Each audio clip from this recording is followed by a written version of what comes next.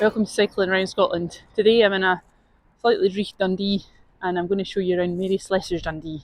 Mary Slessor was a Victorian missionary who was born in 1848. She was actually born in Aberdeen and moved to Dundee when she was about 10 years old. I think probably for economic reasons, because it was a hub for work. The jute mills were popping up and a lot of people came here for work. One of the things that Mary was most famous for was being instrumental in helping to stop the killing of twins in Nigeria at that time. So in Calabar region where she went, there's quite a high number of twins born, and the people thought that one was fathered by the husband and one was fathered by a devil or a demon. So not knowing which, they would kill them both, often just leaving them out in the bush in these clay pots to die from exposure or being eaten by animals. So she became well known for going out and rescuing these twins. Some were left on her doorstep, and she had quite a large adopted family through this way. So we're going to start in the centre of Dundee. Here we are at the Riverside area, which has been redeveloped recently, and it's been renamed Slessor Gardens in honour of Mary. First of all, we're going to go to Jura Street, where her and her family lived at some point in her childhood anyway. Then to the mill where she worked, in the jute mills. See her church, one of the mission houses of that time. And then we'll have a look at a couple of ways that Dundee has remembered Mary.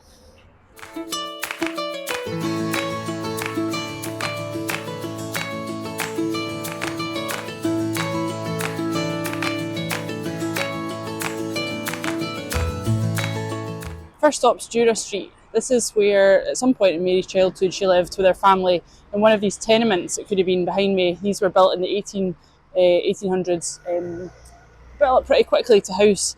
The population of Dundee was massively expanding to accommodate people that were building shipbuilding and whaling and the jute mills. So this is Jura Street where she lived. It would have been a one-bedroomed tenement flat, housing all of her family, all the kids, no running water or toilet. So pretty rough conditions that she grew up in. Now we're going to go down to the mill where she worked. So I'm going to go around the cobbled streets where she would have walked to get to work.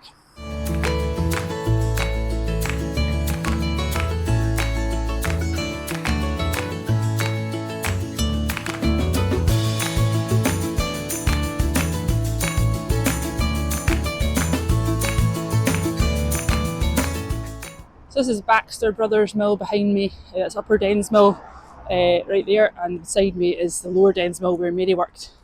From the age of 11 she started here as a half-timer, so she would work from 6 o'clock in the morning in the mill till midday, have some lunch, and then she would go to school in the afternoon until 6 p.m. So long days, hard work.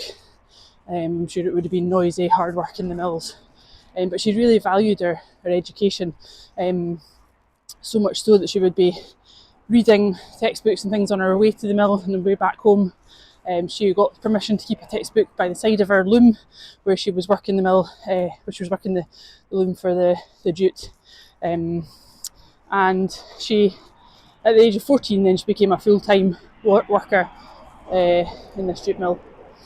Dundee was known for making jute, or processing jute, which a plant comes from India or Southeast Asia.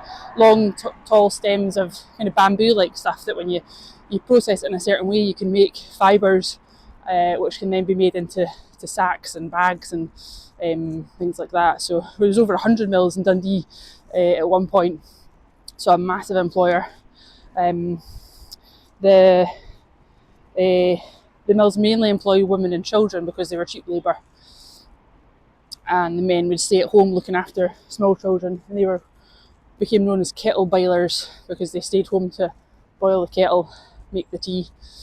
So yeah, here it is. It's now a hotel.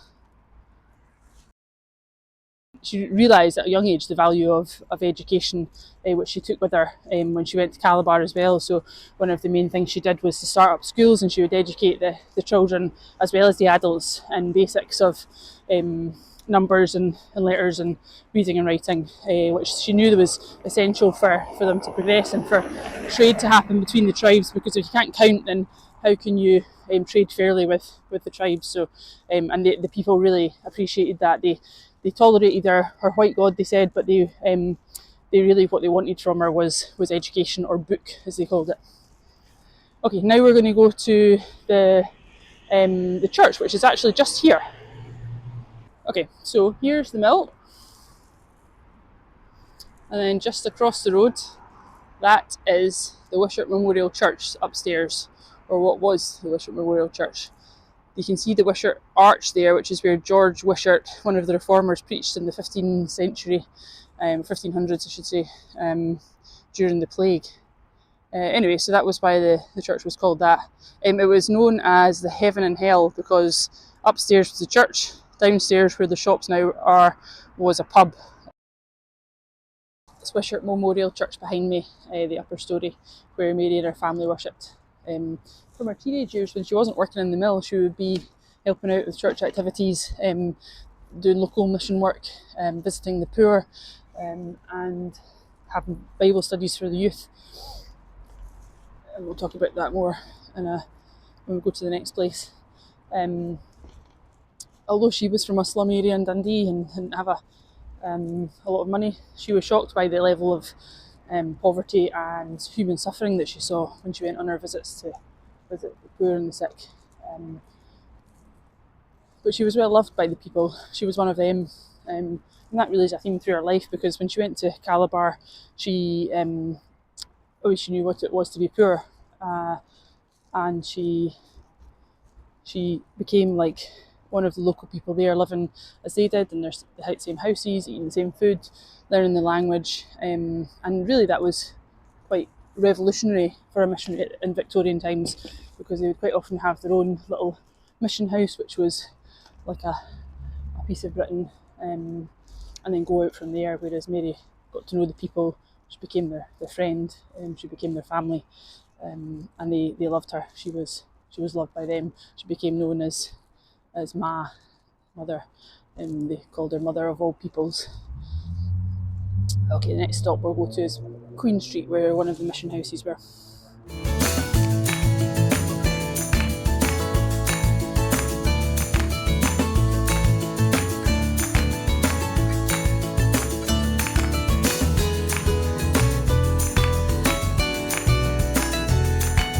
This is Queen Street behind me. This is the Cowgate. This is the city centre. Queen Street was one of the places where the Wishart Church had a mission house, and it could have been here that one night when Mary was opening up for a youth meeting, there was a group of lads that were trying to create trouble. The ringleader had a lead weight on a string. He was swinging it around his head, coming closer and closer to her. She stood her ground, was skiffing her face, and eventually said, "She's game, lads."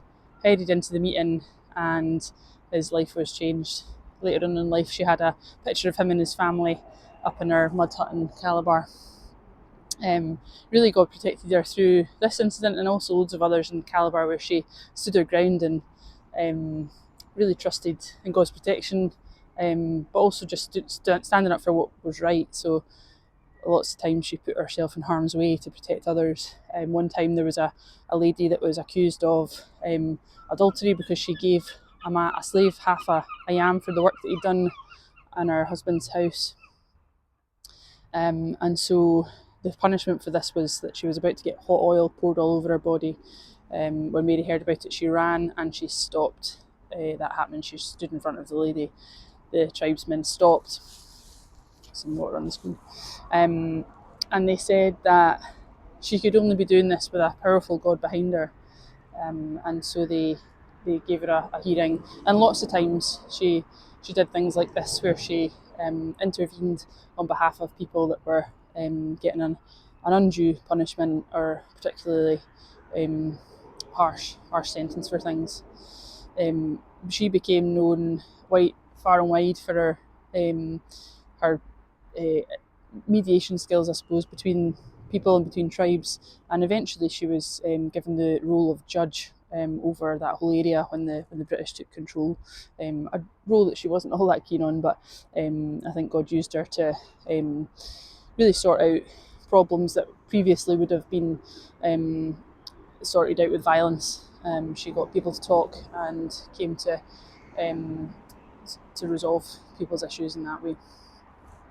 Okay, next off we'll go and see, I think, the McManus.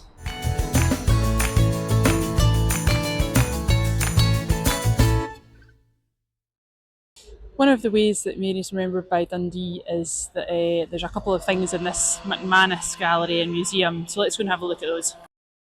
There's a small permanent display upstairs in the McManus that's got a few different artefacts and things from Mary's life. The most interesting one I thought was one of her Bibles has still survived, and you can see in the margins where she's written her personal notes. They've also got a £10 note. She was the first woman to be depicted on a Scottish banknote. These aren't in circulation anymore, so it's good to see that again. But the main thing that is really nice is the downstairs in the cafe.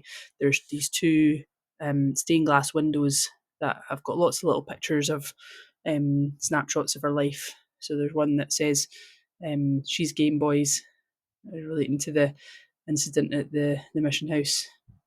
Then there's pictures of her, one by the loom. The one on the right is about her. Sorry, the one on the left is about her life in Dundee mainly, and the one on the right is more about life in Africa. And it's really interesting. A lovely memorial to her.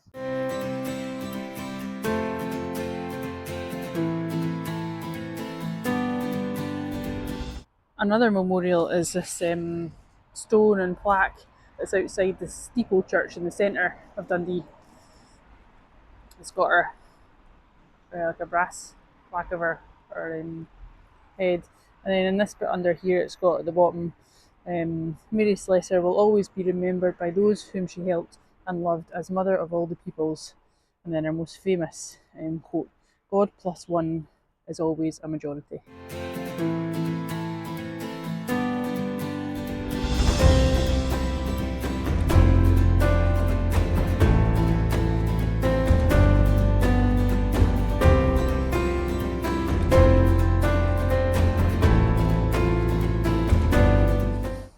Well, I'm back at Slessor Gardens, the last stop of our tour, Mary Slessor's Dundee. I hope that's given a good overview of who Mary was and why we should still remember her. She was a wee feisty, fiery wifey from Dundee who went to the other side of the world to serve God and to serve others, as well as stopping the killing of twins. She brought people the gospel, she brought them education, she brought them some medical assistance as well. She helped them sort out their disputes. She became a judge of that region. And she showed them God's character by loving them well, showing them great kindness. She was so loved by them as well, and she's still well remembered in that area. The Nigerians all know who Mary Slessor is because she's part of their school curriculum, and there's still a hospital, Mary Slessor Foundation in that area. She was so humble, not wanting any credit for herself, but giving it all to God. I'll leave you with this quote. She said, "If I've ever done anything in this life, it has been easy because the Master has gone before."